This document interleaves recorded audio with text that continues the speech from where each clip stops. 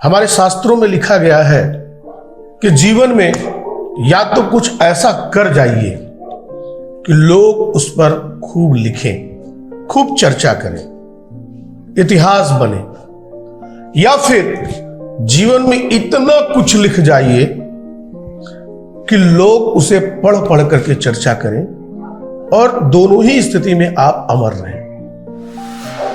नमस्कार दोस्तों, देश दुनिया लाइव चैनल में आपका बहुत बहुत स्वागत है। आज से हम लोग एक नया सेगमेंट शुरू करने जा रहे हैं और यह नया सेगमेंट समर्पित है उन महान विभूतियों के लिए जो शिक्षा, स्वास्थ्य, कला, समाज सेवा, विज्ञान, साहित्य और तमाम क्षेत्रों में अपने जीवन में कुछ अनोखा कर चुके हैं और अब वे इस दुनिया में नहीं हैं। उनका कीर्ति शेष है, जो वो कर चुके हैं वो कीर्ति उनकी शेष है। इसीलिए इस सेगमेंट का नाम हम लोगों ने कीर्ति शेष विभूतियां रखा है। तो आइए कीर्ति शेष विभूतियां सेगमेंट के पहले एपिसोड में हम जनपद चंदौली के एक ऐसे विभूति की चर्चा करने जा रहे हैं जो अपने आप में विलक्षण थे, जिन्हें भोजपुरी का तुलसीदास कहा जाता है। जब साहित्य के क्षेत्र में आंचलिक कवियों की चर्चा होती है तो बड़े ही आदर, सम्मान और अदब से उनका नाम लिया जाता है। आज का एपिसोड उस महान कवि जिन्हें भोजपुरी का तुलसीदास कहा जाता है, ऐसे श्रद्धेय रामजी आमनदास बावला जी को देश दुनिया लाइव चैनल की तरफ से श्रद्धांजलि होगी। दोस्तों, चकिया तहसील के मिर्जापुर जिले से सटे हुए गांव भीखमपुर में 1922 में पैदा हुए एक ऐसा शख्सियत जो बहुत पढ़ाई लिखाई नहीं की, केवल साक्षर थे, 4-5 तक पढ़े थे। अपने जीवन में कुछ भी लिख लेते थे और पढ़ लेते थे। सबसे पसंदीदा ग्रंथ रामचरितमानस। रामचरितमानस की मंडलियों में वो शामिल होते थे और मानस की चौपाइयों का गायन करते थे। बचपन गाय, भैंस और खेती करने में बीता। युवावस्था, शादी विवाह हुआ, रोजी रोटी की चिंता आई। चूंकि विश्वकर्मा परिवार में, लोहार परिवार में पैदा हुए थे, इसलिए जो पारंपरिक काम था उसमें लकड़ी, कास्ट शिल्प का काम उन्होंने चुना और वो भी कृषि उपकरणों में लकड़ी का बेंत लगाना, लकड़ी का हैंडल लगाना आदि आदि, इन्होंने इस काम को अपनाया। जाहिर सी बात थी कि इस काम में बहुत पैसे नहीं थे, इसलिए जीवन अभाव में ही गुजरता था। बरसात के दिनों में चीजें थोड़ी अव्यवस्थित हो जाती थी। जहां उनका गांव है उसके ठीक बगल से पहाड़ शुरू होता है और पहाड़ के ऊपर गांव में पानी भर जाता था, तो पहाड़ के ऊपर गाय भैंस लेकर के ये लोग चले जाते थे और 3-4 महीने वहीं रहते थे। वहां पर गाय भैंस को, पशुओं को चारा मिल जाता था, इसलिए अपना आशियाना वहीं बना कर रहते थे। और वो 4 मास, चतुर्मास, जब बारिश के दिनों में पशुओं को लेकर पहाड़ पर चले जाते थे तो मौका मिलता था सोचने का, चिंतन करने का। और वहीं से शुरू हुआ बावला जी के काव्य सृजन की श्रृंखला। किसी को नहीं पता था कि सुदूर गांव में रहने वाला एक साधारण आम आदमी इतना उत्कृष्ट कविता लिख जाएंगे।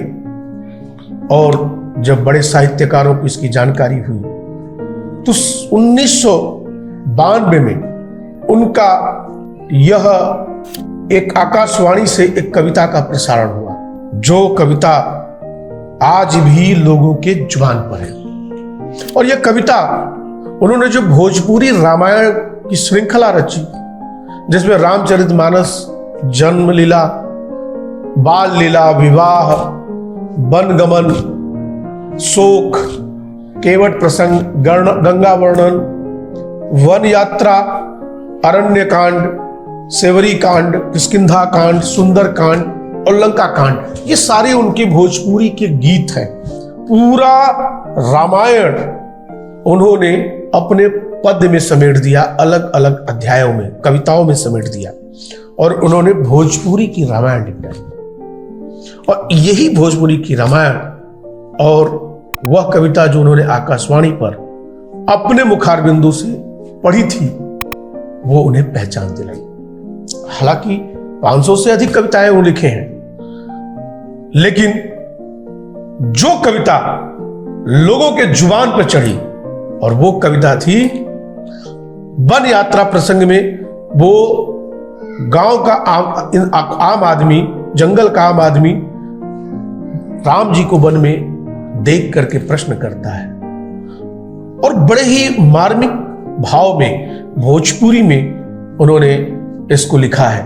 कहवा से आवेला कौन ठाव जइबा बबुआ बोलता ना, कौन दिहला तोहे बनवास बबुआ बोलता ना, कौने करनवा बतावा अइला बनवा, कौने करनवा बतावा अइला बनवा, कौने कोने घूमेला भवरवा जैसे मनवा, और कौने हो नगरिया में अजोरिया नहीं भावे बबुआ बोलता ना, बबुआ बोलता ना। आकाशवाणी से बबुआ बोलता ना गीत का जब उनका प्रसारण हुआ तो अचानक कवियों में इनकी मांग बढ़ी और मंचों पर इनको बुलाया जाने लगा। बड़े ही दुबले पतले, बड़े बड़े बाल और सामान्य सरल सहज भोजपुरी में बोलने वाले बावला जी मंच से खड़ा होकर के जब बबुआ बोलता ना का पाठ करते थे तो पूरी महफिल झूम जाती थी। मुझे भी यह सौभाग्य प्राप्त हुआ है बावला जी की उन कविता को प्रत्यक्ष सुनने का। बावला जी की जो भोजपुरी है वो बिहार वाली भोजपुरी नहीं है, वो भोजपुरी ठेठ बनारसी अंदाज में, बनारसी पुट लिए भोजपुरी है, इसलिए इसका अपना एक अलग रस है और इस रस के कारण आम लोगों को यह भोजपुरी और ज्यादा भाती है। बावला जी रामचरितमानस भोजपुरी में, रामचरितमानस के प्रसंगों को भोजपुरी में लिखने के अलावा बहुत सारी कविताएं लिखे हैं। अब तक इनकी 2 किताबें प्रकाशित हुई हैं। पहली किताब गीत लोक, जिसमें कुल 53 कविताएं शामिल थी, उनके 53 गीत शामिल थे भोजपुरी के। यह किताब 1997 में आई और अभी हाल में 2-3 वर्ष पूर्व एक और किताब इनकी आई जिसका नाम है गीत मंजरी। इसमें भी 51 कविताएं हैं। बावला जी 2012 में 90 साल की उम्र में हम लोग को छोड़कर चल गए और 2012 से लेकर अब तक जब भी पूर्वांचल में साहित्य की बात होती है और उस साहित्य में जब जब भोजपुरी की बात होती है तो उस भोजपुरी में राम जियावन दास बावला जी का जिक्र न हो, ये संभव नहीं है। राम जियावन दास बावला जी ने भोजपुरी गीत और कविताओं को एक अलग आयाम पर पहुंचाया है।